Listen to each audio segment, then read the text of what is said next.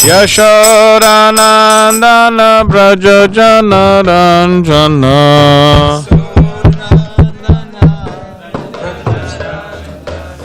Yamuna Tira Vanachari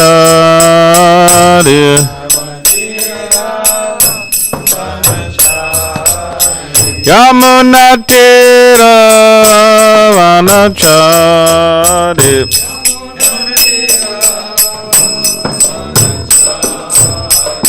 Jai Radha Madhava Kunja Bihari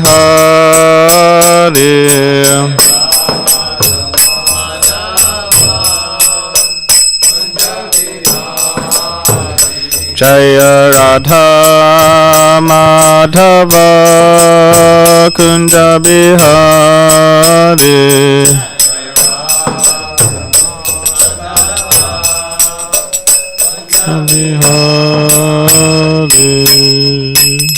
Jai Vishnupad Paramahamsa Parivajikacharya Ashtotra Shraddha Shri Srimad Divine Grace A.C. Bhaktivedanta Swami Prabhupada Ki Jai Jai Vishnupad Paramahamsa Parivajikacharya Ashtotra Shraddha Shri Srimad Divine Grace Shri Bhakti Siddhanta Saraswati Thakur Prabhupada Ki Jai Ananta Koti Vaishnavrinda Ki Jai Kartik Vrat Ki Jai Kantaraj Srimad Bhagavatam Ki Jai. All glories to the assembled devotees. All glories to the assembled devotees. All glories to the assembled devotees. All glories to Shri Guru and Shri Gauranga.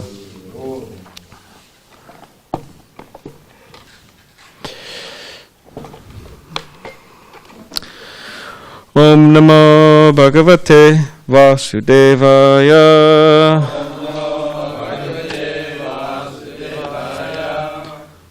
Om Namo Bhagavate Vasudevaya.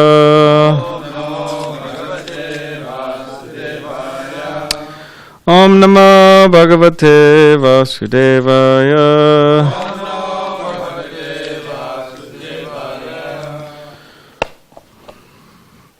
So because it is the first day of Kartik, I thought we'd just read a little bit about that before we go into the Bhagavatam.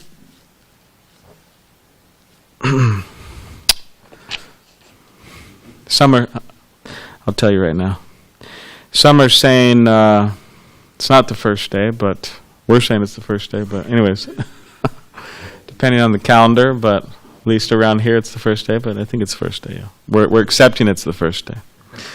So I'll start by reading from the Nectar Devotion.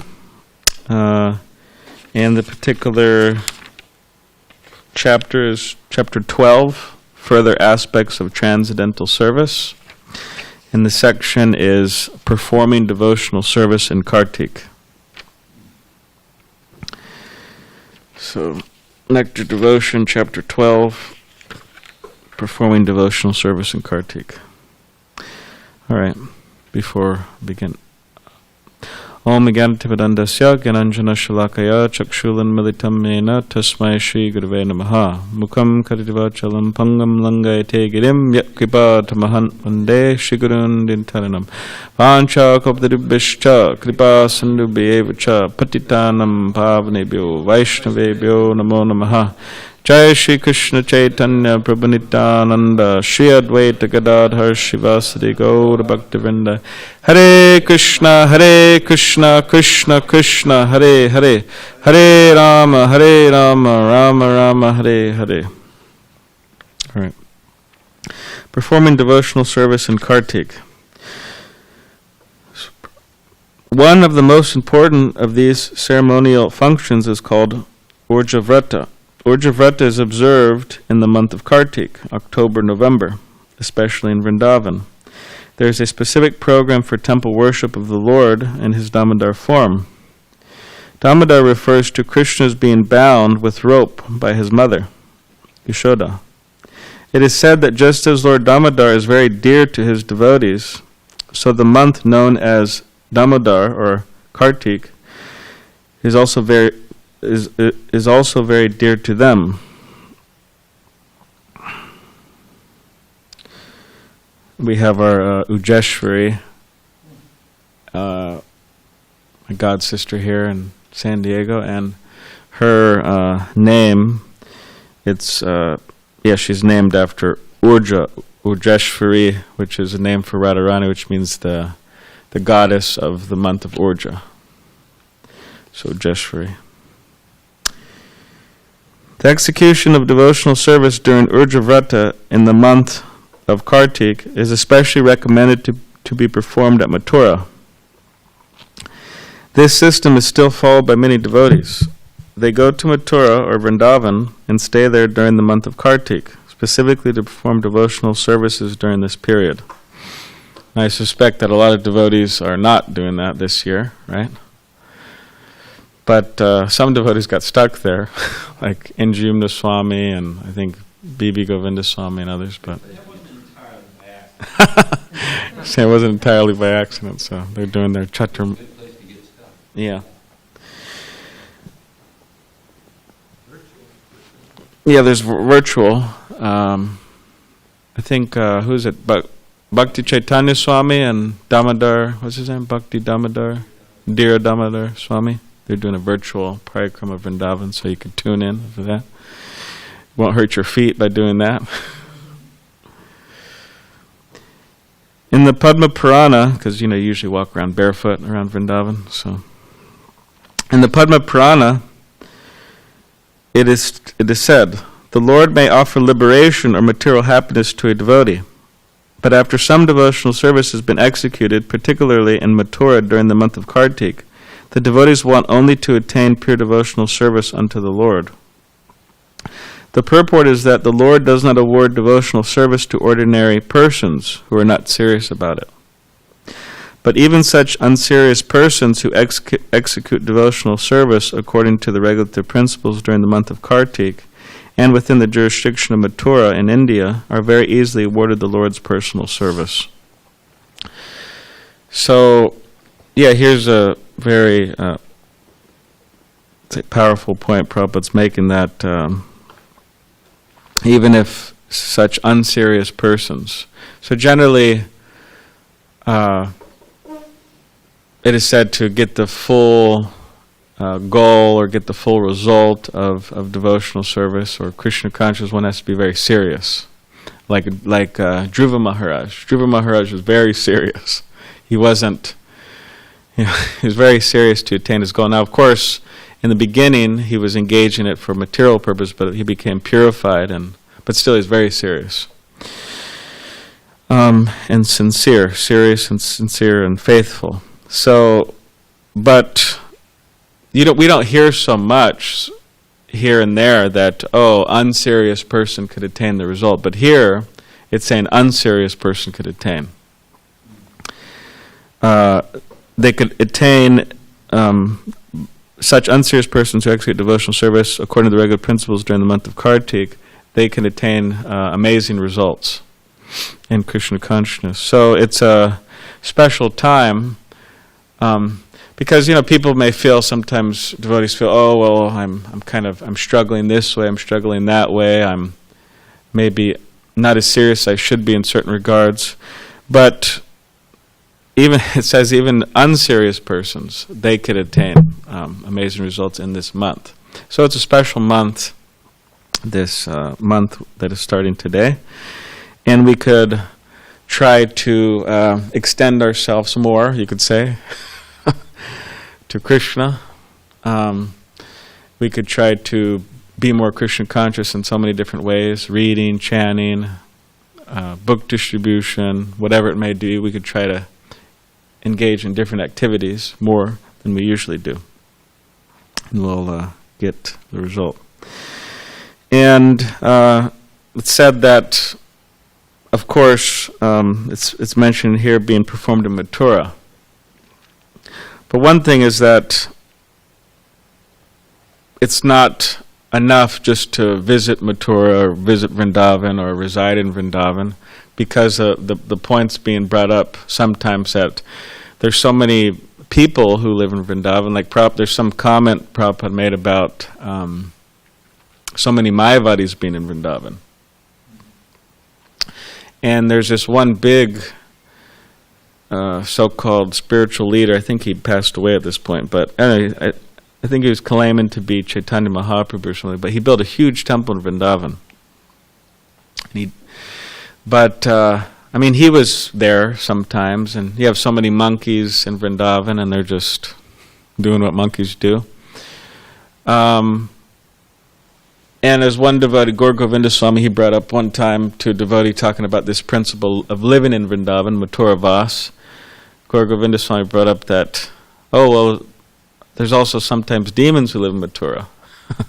And then he said, Kamsa also lived in Mathura. So, yeah, it's just to reside there. Sometimes people go to Vrindavan or other places, and it's like they're single, and they want a wife or a husband, and it's a good time. There's a lot of devotees roaming about. So there has to be a certain type of consciousness that's brought, of course. Now, it's saying that even if you're unserious, but that's there.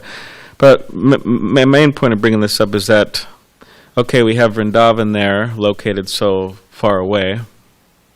But also Prabhupada would say that the temple is also Vrindavan. Right? He said that what did he say? He said that the brothel, mode of ignorance, the forest, mode of goodness, what's the other one? City, mode of passion, right? He said the temple is transcendental. Because wherever Krishna is, that's Vrindavan. So Krishna's here, so it's Vrindavan, and we could get the benefit, of engaging in devotional service here. And another thing is, Prabhupada said in the Chaitanya Charitamrita, and I'm forgetting exactly where, he said Vrindavan's all pervading. It's all pervading, right? Whereas Advaitacharya told Lord Chaitanya Mahaprabhu, wherever you, my Lord, wherever you are, that is Vrindavan. So we could, in other words, we could tune in to that. We could be in Vrindavan, our physical, we could be in Vrindavan and really not be there. Or we could be out of Vrindavan out of Vrindavan and be there. It depends on our consciousness, like that fine tuning, right? Just like when you got a radio and you're trying to, of course nowadays people don't use that so much, but they're still being used. But you have a radio and you're trying to dial it in, and there's all this static, and you're getting all these different signals, and different things are coming up. But then if you just dial it just right, like I think if you're listening to the temple broadcast, you think you listen in the kitchen, it's like 8.72 or something. Channel 8.72. So, but if you go to 873 or 871, it doesn't exactly. But 872, it's clear. It's clear. So the idea is to try to mold our consciousness or cultivate our consciousness in such a way that we're able to pick up the transcendental energy of the or Krishna consciousness. We're able to dial in. So yeah, this month it's a good month to try to endeavor like in that way. So you say special mercies there. So yes, I just wanted to read that, and then also, I know sometimes the reading is but challenging, but for the audience, to listen to reading, but. So we'll read one other thing, and this is chapter 9 of Krishna book, Mother Yashoda binds Lord Krishna. All right, Prabhupada starts, classic line to start, yeah.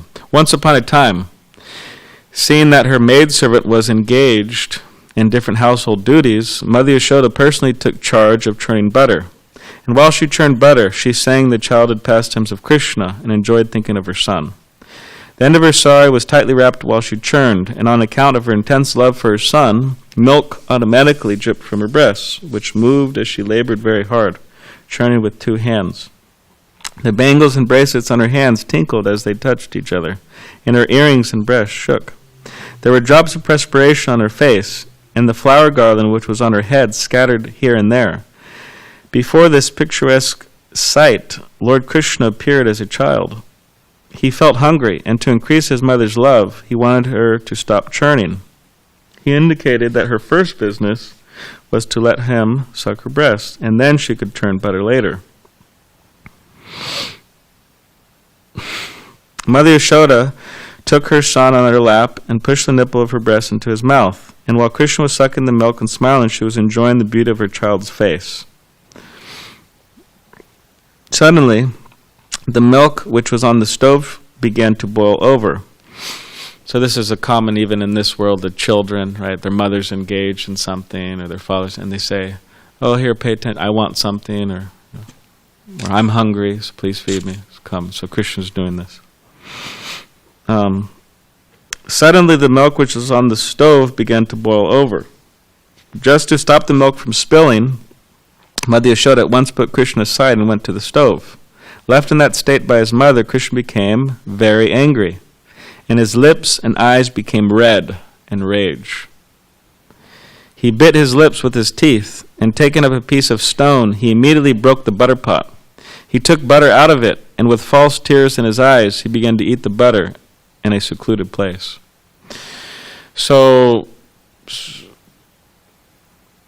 I was hearing a lecture from my spiritual master he gave on the Nectar of Instruction, and this came up, and he was quoting some acharyas. I think he was quoting Jiva Goswami and some of his work. In that, this particular section, it says here where Krishna was, being fed by Mother Yashoda, the milk started to boil over on the stove.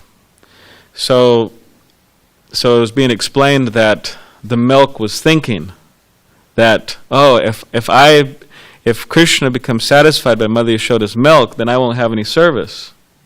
So that, he won't be hungry. I won't have any service. So the milk was thinking in this way. So in the spiritual world, everything's conscious, right? And then, so therefore, the milk boiled over. Yeah, to stop Mother Yashoda's feeding of Krishna. So she got up and tended to the milk.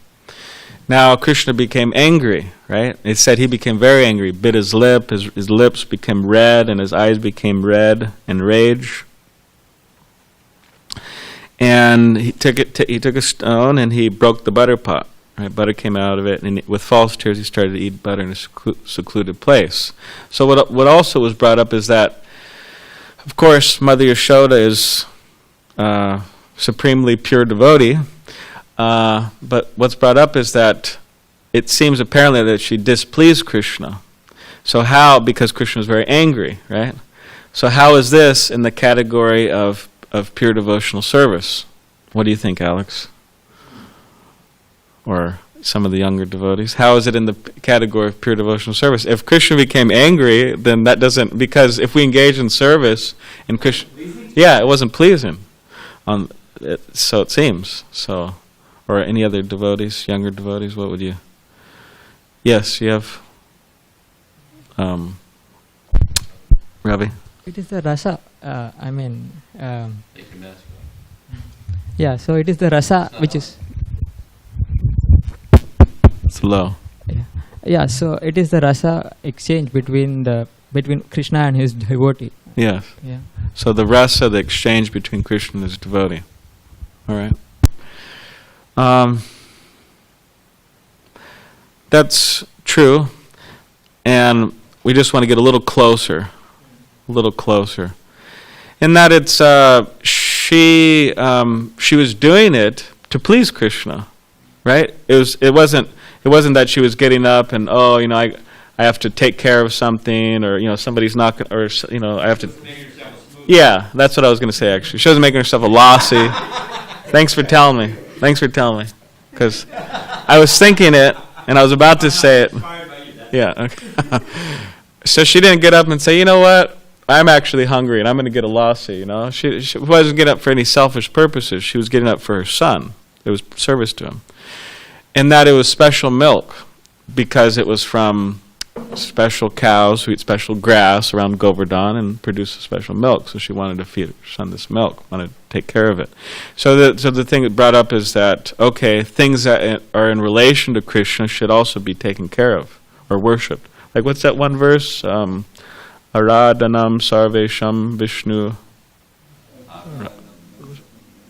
Yeah, Tadiya, yeah. Do you think you could pass the mic to Trivita Prabhu so he could tell us that shloka in English? Tadiya, that's things in relation to, yeah. Well, the question was, Parvati asked Shiva, who's the best devotee? I'm sorry, Vishnu, who is the best object of devotion? And Vishnu is the best, is the most worshipable. Yeah. But more worshipable than Vishnu are those things in relation to him. It's commonly thought of devotees, but it means everything. Yeah. It says more worshipable. Yeah. So those things that are in relation to Krishna, more worshipable. This is Lord Shiva saying this. And commonly it's said to be devotees. So, but we also see within Chaitanya Mahaprabhu's life where King Petrapuruja, he wanted to get Chaitanya Mahaprabhu's association, but Chaitanya Mahaprabhu, acting as a perfect sannyasi, saying, no, I don't want to deal with the pounds and shilling pence man, a king, I don't want to deal with him. But Chaitanya Mahaprabhu actually gave a piece of his cloth to his son, King Petrapuruja's son, to give to the king. And he would worship this as a thing in relation to Chaitanya Mahaprabhu. So sometimes devotees have, some devotees, I think some devotees have Prabhupada's, one of Prabhupada's teeth, so different things are worshipful. They also have that, they have a Danta Samadhi. It's the tooth of a great acharya. Yeah, Buddha has a famous, I guess his tooth is there. So yeah, Mother Yashoda, this is in relation to Krishna, this milk. So I wanted to take care of it. So she got up for Krishna's pleasure to take care of it. In the meantime, Mother Yashoda returned to the churning place after setting the overflowing milk pan in order. She saw the broken pot in which the churning yogurt had been kept. Since she could not find her boy, she concluded that the broken pot was his work. She smiled as she thought, the child is very clever. After breaking the pot, he has left this place, fearing punishment. After she sought all over, she found her son sitting on a big wooden grinding mortar, which was kept upside down. He was taking butter from a pot which was hanging from the ceiling on a swing, and he was feeding it to the monkeys. She saw Krishna looking this way and that way in fear of her, because he was conscious of his naughty behavior. After seeing her son so engaged, she very silently approached him from behind. Krishna, however, saw her coming toward him with a stick in her hand, and he immediately got down from the grinding mortar and began to flee in fear. Mother Yashoda chased him to all corners, trying to capture the Supreme Personality of Godhead, who is never approached, even by the expert meditations of great yogis. In other words, the Supreme Personality of Godhead, Krishna, who is never caught by the yogis and speculators, was playing just like a little child for such a great devotee as Mother Yashoda. Mother Yashoda, however, could not easily catch the fast-running child because of her thin waist and heavy body. Still, she tried to follow him as fast as possible. Her hair loosened, and the flowers in her hair fell to the ground. Although she was tired, she somehow reached her naughty child and captured him. When he was caught, Krishna was almost on the point of crying. He smeared his hands over his eyes, which were anointed with black eye cosmetics. The child saw his mother's face while she stood over him, and his eyes became restless from fear. Mother Yashoda could understand that Krishna was unnecessarily afraid, and for his benefit she wanted to allay his fears. Being the topmost well-wisher of her child, Mother Yashoda thought, if the child is too fearful of me, I don't know what will happen to him. Mother Yashoda then threw away her stick. In order to punish him, she thought to bind his hands with some ropes. She did not know the power of her little child, or that it was actually impossible for her to bind the Supreme Personality of Godhead. Mother Yashoda was thinking that Krishna was her tiny child. She did not know that the child had no limitation. There is no inside or outside of him, nor beginning or end. He is unlimited and all-pervading. Indeed, he is himself the whole cosmic manifestation. Still, Mother Yashoda was thinking of Krishna as her child. Although he is beyond the reach of all senses, she endeavored to bind him to a wooden grinding mortar. But when she tried to bind him, she found that the rope she was using was too short. By how much? By how many? 2. 2 inches. So, what are those 2? Maybe some of the younger devotees remember. Remember what those 2 stand for? Remember one of them? Yes, Krishna's mercy and our endeavor. Yeah, so it's like Krishna Kripa, and I think it's Parishrama, the hard endeavor, hard work. Mother Yashoda was working very hard. Again, she wasn't thinking. She was trying. Well, we'll get to that in a minute. So she gathered more ropes from the house and added to it, but still she found the same shortage. In this way, she collected all the ropes available at home, but when the final knot was added, she saw that the rope was still 2 inches too short. Mother Yashoda was smiling, but she was astonished. How was it happening? In attempting to bind her son, she became tired. She was perspiring, and the garland on her head fell down. Then Lord Krishna appreciated the hard labor of his mother, and being compassionate upon her, he agreed to be bound up by the ropes. So yeah, she was working really hard. I mean, you can imagine, it doesn't exactly explain how long this took, but she's trying to find everything in all the ropes in her house, and then she was going to the houses of all of her friends, and she's trying to gather all the ropes she can. I mean, some places I think it even said she'd get all the ropes in Vrindavan, but so she was working really hard, so she wasn't like, all right, well, I tried a little bit, and it's just not working, so now I'm going to give up, but she didn't give up. So that's a lesson for devotees that, we shouldn't give up. That, oh, well, devotional service isn't working, and I tried to get Krishna's mercy, and I tried to control my mind and senses, and I tried to engage in devotional service, and it's just not working, so let me give up. That's not what you could say real devotees do. Mother Yashoda is the supreme real devotee, pure devotee. That's not what real devotees, they don't give up. They continue. And gradually they become successful. And also it's not necessarily that it's just going to like a downpour of mercy, or it gradually happens a lot of the times. Just like, I remember there's some devotee in LA, I think it's Prem Sankirtan, but he used to go out and distribute books, but he was like, from his explanation and the explanation of, Tirtha Maharaj was telling me this, that, but he wasn't doing much in terms of distributing a lot of books. But he was trying, he was going out and really trying hard.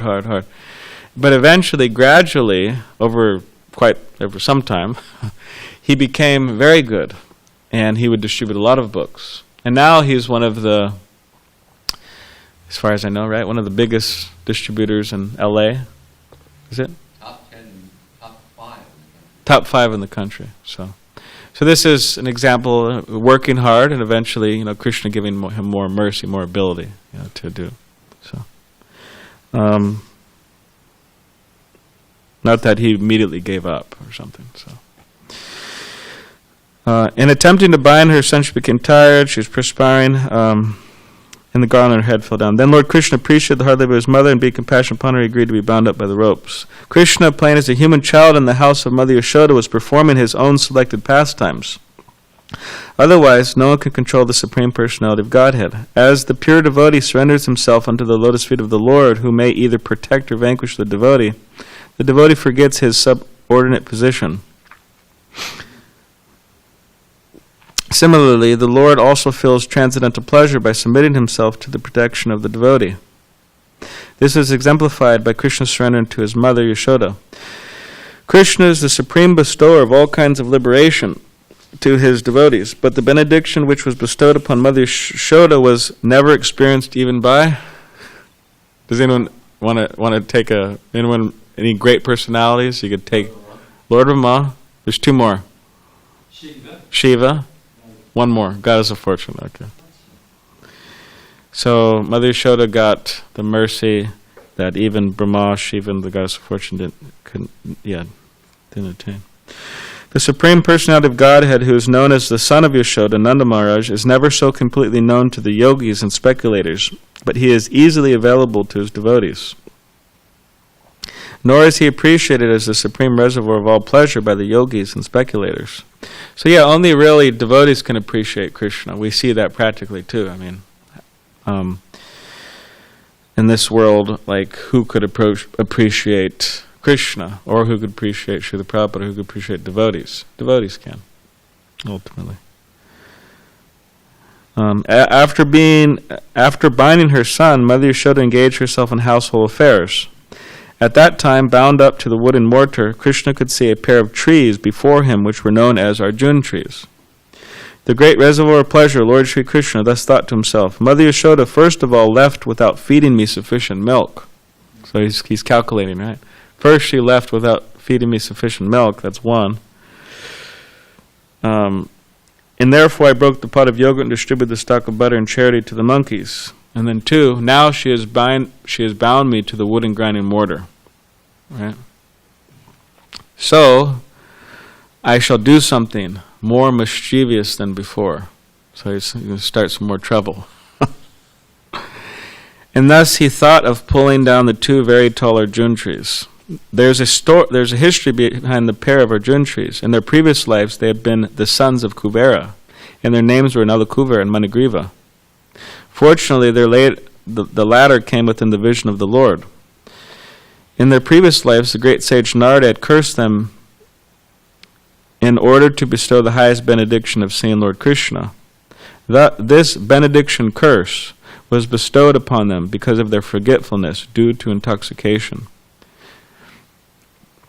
So we see that due to intoxication in the next chapter, it describes Nalakuvera and Manigriva, and how they were just so disrespectful and just uncultured and just gross before Narada Muni. It describes that in the next chapter. And we see that, yeah, this is what intoxication does to people. They just become foolish. Just like yesterday, I know we heard. Yesterday, here in Pacific Beach, go figure, there's like 5,000 bars, right? In Vrindavan, there's 5,000. In Vrindavan, there's 5,000 temples, and in PB, there's 5,000 bars and tattoo shops. You know, very important, alcohol and tattoos, right? There's a lot of bars, though.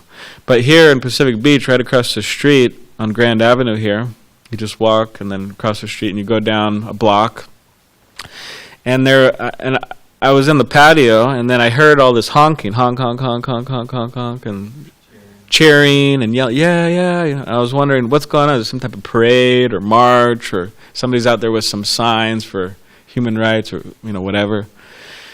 So then I walk out. Okay, and I go out and I look across the street, and there's these a group of men and women, and there's these two guys, and they got the sunglasses on, and I don't know, maybe one of them had not wearing a shirt or something, but they're in their back of their pickup truck, and they're holding this huge sign, like really big, like huge, like maybe, yeah, kind of like this, a little bigger though. Actually, I was actually impressed by how huge the cardboard sign was, and it said, "You honk, we drink."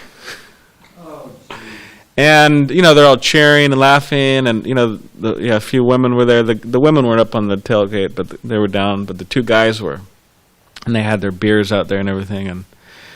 And then I was thinking, wow, this is like one of the dumbest things I've seen in my life. But then I was thinking, but it's also quite strange that literally for hours, and we're not exaggerating, for like 3 or 4 hours they were out there. But not only 3 or 4 hours they're out there, but 3 or 4 hours the honking and cheering was going on. And I was going, this is like... Yeah, that's a principle. Yeah, I don't know.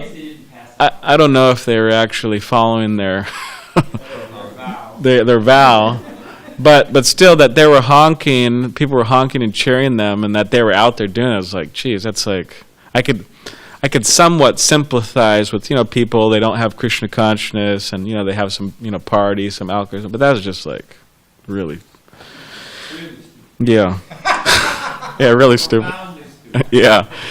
So, but yeah, these Nalakuva and Managriva, they're also intoxicated. They're very intoxicated, trying to enjoy with young women. This Narada Muni came by, and the women had some culture. Okay, Narada Muni, okay, let's hide and cover ourselves. But these guys were just really bad, and so Narada Muni cursed them. But from this curse, they got to see, trees pulled down. So, all right. So does anybody?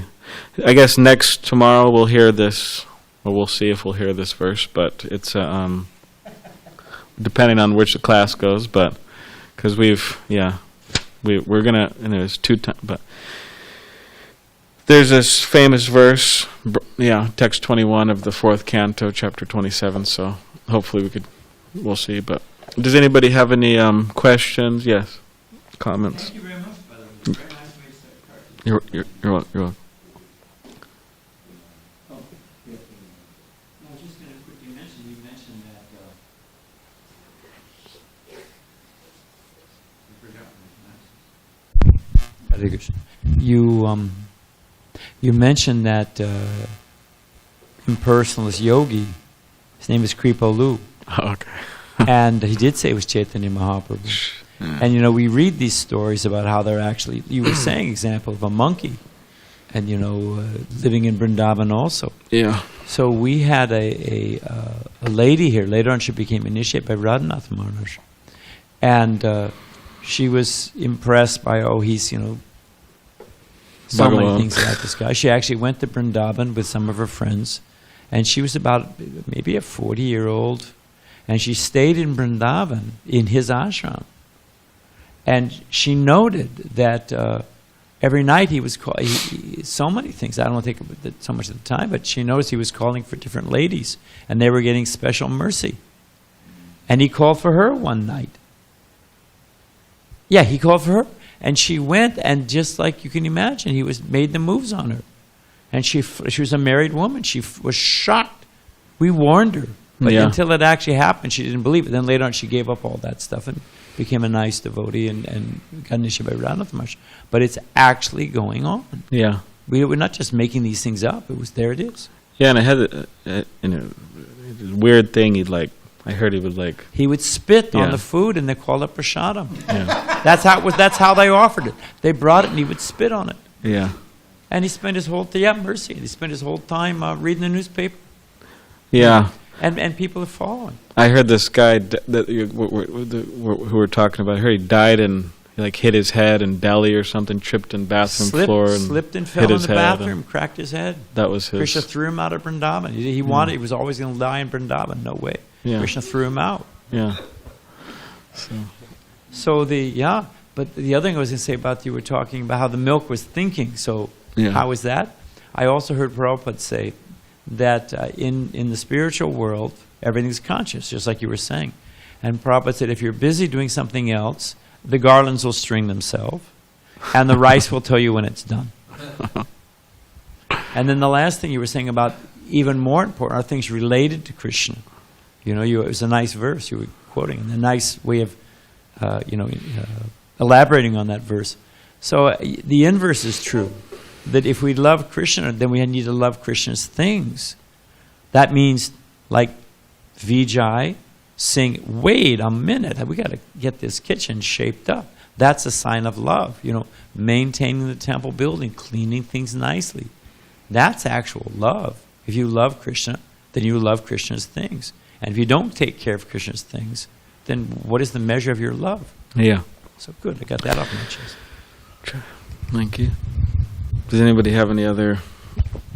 Maybe Raj, you can confirm or deny this, that the Mother Yashoda was preparing this milk, special milk, gourmet milk from different, special cows, from special grass, because she knew that Krishna was going to the other houses to get and she thought something's wrong with my milk and so she's preparing that so that it's. She was worried about her son.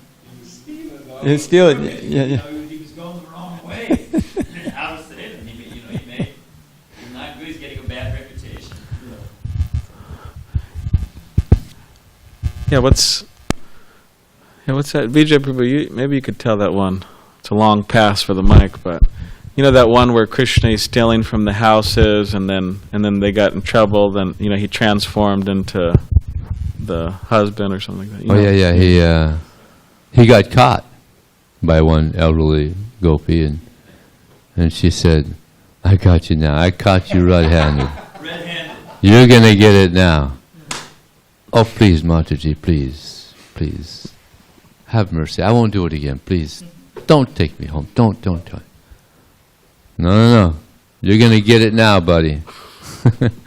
So she's bringing him. She got him by the hand, and she's taking him to Mother Yasoda, and she knocks on the door. "Oi, Mother Yasoda, I caught your boy stealing butter from my home." And Mother Yasoda comes, opens the door, and says, "What happened? Your son here, he's stealing butter from my home all the time. Now I caught him, red-handed. You got to punish him. This is too much." And she looks down and says, "Mataji, you're working too hard. Go home, take it easy. Take some. You don't have Krishna. That's your own son in your hand." And she looks down and says, "Ah! Where'd Krishna go? I had Krishna." "It's okay, Mataji. Go home, take a little rest. You're working hard, just, too much, Just, it's okay." "Oh, sorry, Mother Yasoda, I don't know what happened. I'll go take some rest. It's okay." So then she goes and then turns into Krishna again. Oh, was she taking him home? She's taken her own son home, but then he turns into Krishna again. It's Krishna. Krishna transformed into her son. So then he looks up to her and says, "If you ever do that again, I'm going to turn into your husband." And she's like, "Ah!"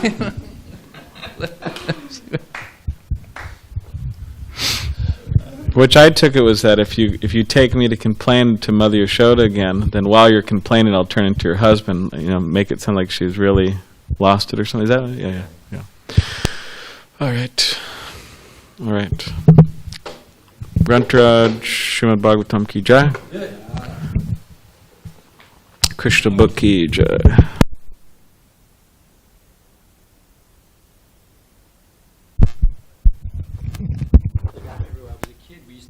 Lady who had the pomegranates, and we would sneak into her backyard and steal the pomegranates. And your parents can buy you pomegranates, no big deal, but there's some relish when you're a child. And there's this story about Prabhupada. He and his friends, older boys, Prabhupada stole some watermelon. They stole a watermelon. And then when they ate the watermelon, Prabhupada swallowed some of the seeds. You're a kid, you naturally. And the older boys, pranked Prabhupada, said, that watermelon's going to grow and kill you. You ate some seeds. And Prabhupada tells the story. He was completely in anxiety because he didn't want to tell his mother he was stealing. But every day went by, the watermelon was growing. He's thinking, he was getting an anxiety. So finally, Prabhupada had a very sweet relation. He used to fight with his mother. He used to, his mother, a little child, your uncle or somebody gives you a little money for your birthday or something. So Prabhupada would give it to his mother. And then was angry with his mother. He said, "Give me my money back." He'd take his money back, So they had a very sweet relationship. So, but he was completely surrendered to his mother. So finally, he just caved in and told her. And his mother's advice, Prabhupada, his mother's advice was, but if you pray to Krishna that you'll never steal again, you promise Krishna, Krishna will save you. Yes, you're in a very dangerous condition. That seed may. Acha. So there it is. So the same Ras with Mother Yasoda.